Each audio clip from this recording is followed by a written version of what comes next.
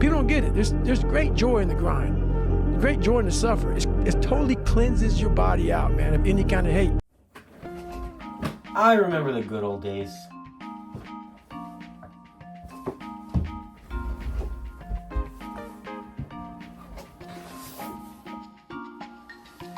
The last few months of 8th grade were a combination of a good cut, braces, great clothes, and some David Goggins edits, resulted in me having a huge, much needed confidence boost. But something that I just truly gave that extra spice in life was selling candy for profit. So, here's my little adventure into the world of candy selling.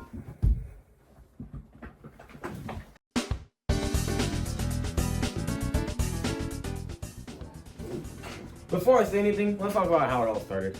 This story started in the beginning of my 8th grade year. I was going about my day when I heard about another kid in my grade who sold candy. Not that he was making a whole lot, but then it came to me. The idea that I could make money without a real job. So I was in Walmart one day looking around for some candies to buy, when I found what I thought was the perfect thing for selling. Black Forest Juicy Burst Fruit Snacks. The plan was I could buy a pack of 40 for around $10 and sell every little bag inside for 50 cents each. In my mind, that meant that I could profit a total of $10 every time I completely sold a box. The only problem was how I sold them. Now, for the single day that this little campaign lasted, it was a devastating experience for my introduction to candy selling, because I had only sold to a single person, my friend Elgin, who wanted to support my little business. But the reason for them not buying was because I filled my jean pockets to the brim with packs of gummies. This made it so the gummies would be uncomfortably warm when I handed them out.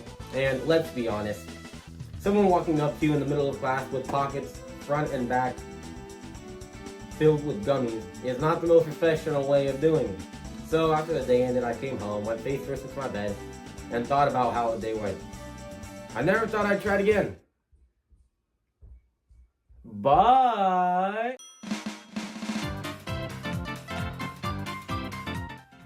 So, some time had passed and I had gotten over my failure of a business until I found a video about how to price your candy for selling in school. My initial thoughts were to just watch it because a 13-minute YouTube video couldn't hurt. So this guy revealed his tricks for selling and what to actually sell, which was my biggest problem. But what really stood out to me was how much money he was making. He wasn't making enough to buy a car or anything crazy, but he was making over $100 at times. Something to note was that I loved Pokemon cards. At the time, I loved playing the game and making my decks better, but to do this, I needed more cards to work with. Therefore, I needed more money for packs. Therefore, my motivation came back and it hit me like a train.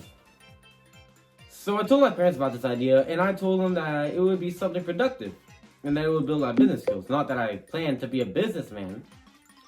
They were nice enough to bring me to Walmart and spend some of their own money on my idea. I bought a variety pack of tiny bags of Takis along with the genius idea of a 30 pack of Kool-Aid for just $10, which I could put in the freezer to keep them cold throughout the hot school days. I could sell them for the low price of $1 and end up profiting $20. The Takis sold well, but not nearly as much as a Kool-Aid. So I got to selling at school the next day, and I'll admit, it was pretty rough. I had flashbacks of the first time I tried it, but I watched a David Goggins edit before, so I didn't want to give up, and I wanted to put the money to use. The second day, I don't remember how many different people I sold to, but I remembered one day reaching into my pocket and just feeling every dollar I made. My pocket randomly being filled with cash felt amazing. After a week, I was hooked. Selling candy gave me a reason to love going to school. The thought of coming home with pockets filled to the brim with cash and being able to say that I earned it was just so motivating. Up to that point, I had never had an experience like that where I worked and the payoff actually felt amazing. I used a lot of the money on Pokemon cards that I still have. I have them back here. I have a binder of good cards, and then I have a binder of everything I had.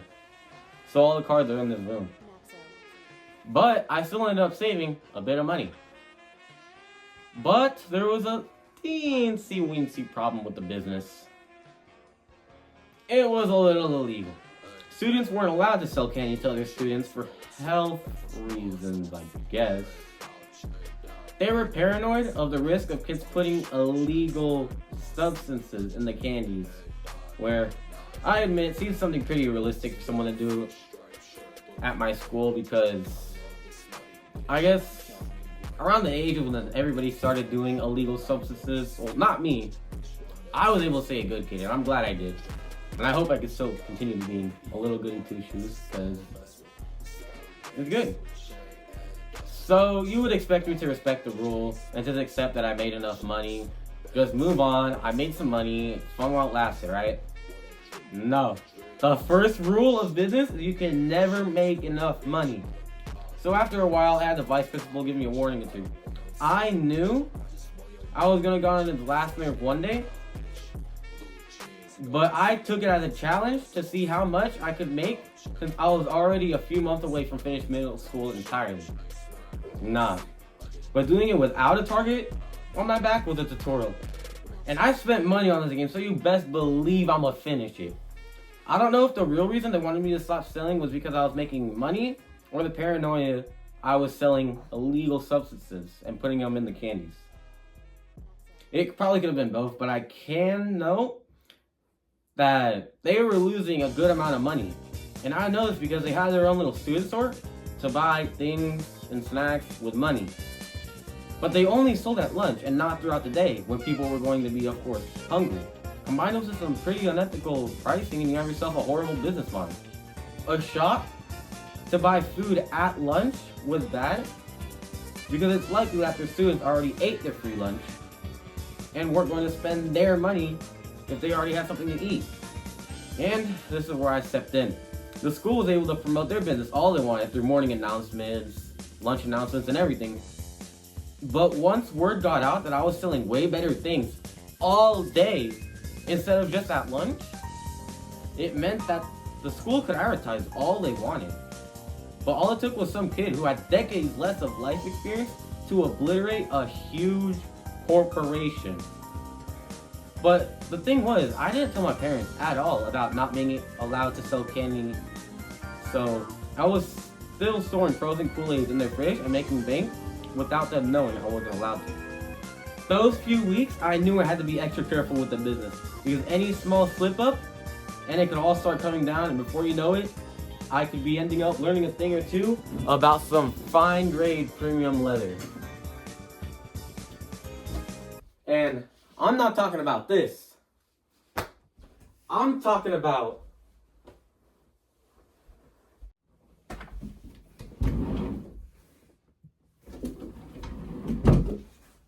it was a belt joke. So I went on with my business, and I remember very clearly the thrill of doing a candy deal successfully. I was mapping out areas of the school, looking to see where the teachers were and weren't, going up to people I saw buying stuff from the school store, and directing their money to a better place. Getting myself on the good side of as many people as I could, pretty much playing social chess. There was just so much stealth involved with it, along with strategy and marketing and interacting with people. Did I want to make a sale during the 5 minutes of passing time between classes, where most of the teachers and students were out, where I didn't have to risk getting caught from a distance because I would have students as cover? Or did I want to do it when the halls were empty and risk getting caught from across the school, but not having to worry about a random teacher who stepped outside of their classroom, at least not as much? The daily problems I had to face were teachers who didn't want to get in trouble for not reporting me, so they would report me if they could. Some teachers were a little more lenient about it, some teachers were not. But for this, I had to ask the students when I knew the teacher was busy. Like if they were helping another student in class, that was like my time to go. Another thing, My locker was where I kept all my supplies since my backpack was in there. And once the teacher saw a bunch of students huddled around my locker, what they thought was a fight was just me grinning ear to ear and a bunch of students with money in their hands. So they brought me to the office where one single precaution that I made in the morning. Okay, I had to switch camera views and I have to do everything to kind of just show you because I couldn't do it with my camera on the window how I had it. So, here's how it went down. So, there is this main compartment, and then there's a side one where you could put things like notebooks in there. I hid my candy in there, and I made sure to not put too much on the bottom so it wouldn't look suspicious. I evened it out. Instead of them both being in that little spot, I put one to the far side, one to the far side, and made sure all my supplies was even in there. Then, I put like a sweater or I think like a rag over it, something that didn't seem suspicious. They checked my whole backpack and everything. They even checked, this wasn't the exact one I had, but it was pretty similar. They even checked this. They went through all the pages of my Pokemon card thing to make sure I wasn't like hiding money or anything. They checked all my books, but they never checked this compartment. So that made them think I didn't have any supplies. And that ended up to me being able to make more sales that day and a pretty decent profit day from what I remember. So, this made it so I learned the lesson without taking the consequences. And I'm really glad it happened. After this, I made sure not to bring people to my locker and instead put snacks in my sweater pocket or my binder that we always had carried around. I also had to deal with people stealing my supplies and or threatening to snitch on me if I didn't give them something for free.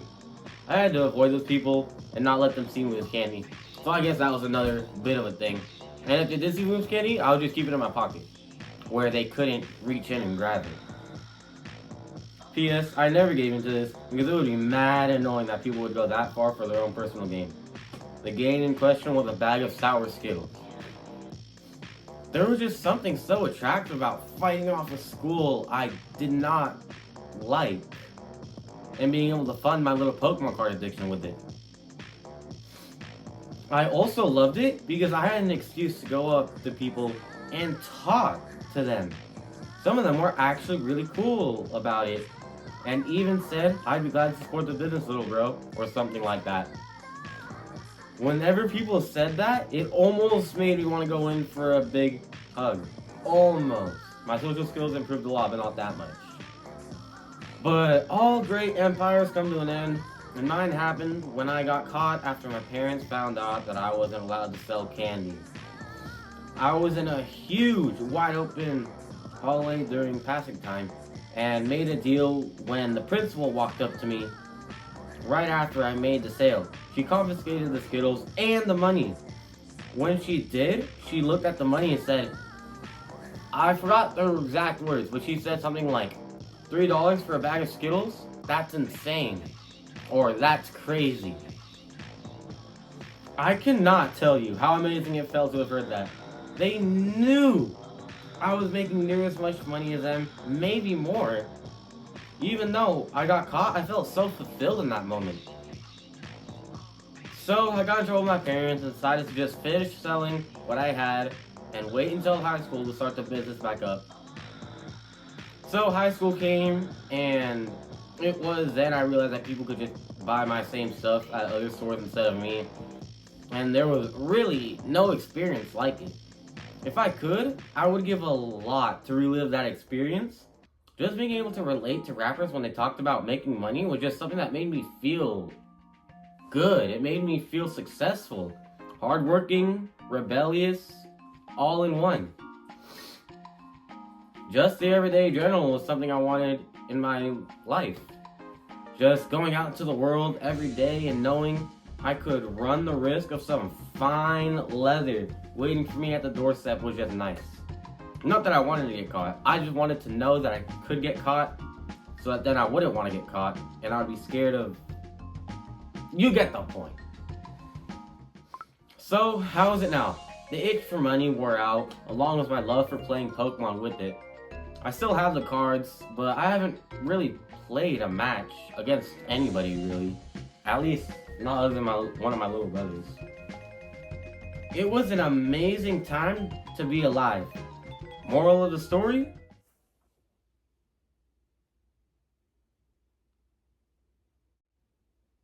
They don't know me, son!